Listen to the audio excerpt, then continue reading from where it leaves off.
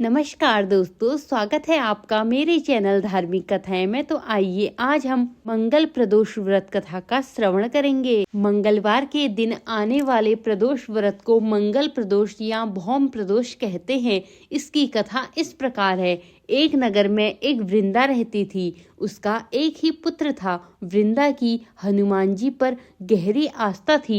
वह प्रत्येक मंगलवार को नियम पूर्वक व्रत रखकर हनुमान जी की आराधना किया करती थी। एक बार हनुमान जी ने उसकी श्रद्धा की परीक्षा लेने की सोची।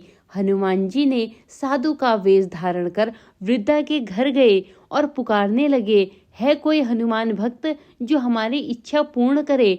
पुकार सुनकर वृंदा बाहर आई और बोली, आज्ञा महाराज। हनुमान जी बोले, मैं भूखा हूँ, भोजन करूंगा, तू थोड़ी सी जमीन लीप दे।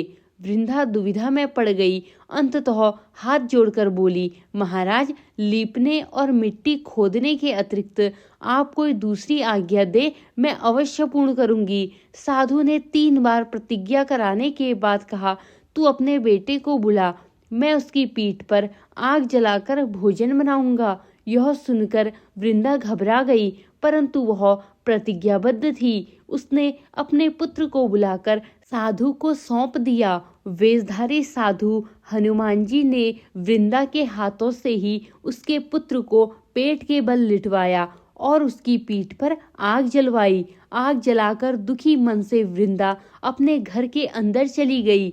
इधर भोजन बनाकर साधु ने वृंदा को बुलाकर कहा, तुम अपने पुत्र को पुकारो ताकि वह भी आकर भोग लगा ले।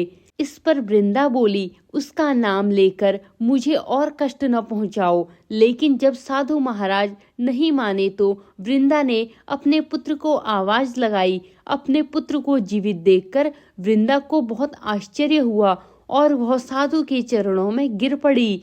हनुमान जी अपने वास्तविक रूप में प्रकट हुए और वृंदा को भक्ति का आशीर्वाद दिया। बोलिए संकट मोचन हनुमान जी की जय। धन्यवाद।